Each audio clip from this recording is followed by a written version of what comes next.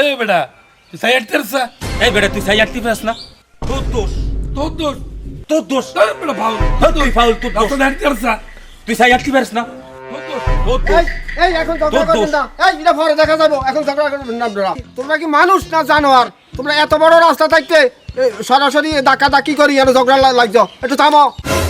তুমি দেখতে আছো ছোট ফোলাবেন বাচ্চা মানুষ, আর তুমি তো একটা বুঝের মানুষ হই, তুমি আবার হেরে ডাকাইতে আসো, থাকতে আসো। আপনারা দুইজন মিলে আমাকে ধমকাইতে আছেন? আমার বাতি দিয়ে শহরের ডন। এই বেটা তোর বাতিজা যদি ডন আমরা কিতাম রে। তোর বাতি যারে হিসাব করি চলি আমরা কেন দাপট দিয়াস। আপনারা দুইজন 1 মিনিট খাড়েন, আমার বাতিজারে ফোন দিতে আছে।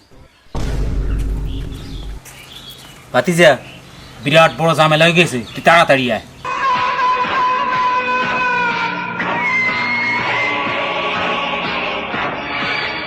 ও মা গো, আমার এই বেজালের দরকার নেই।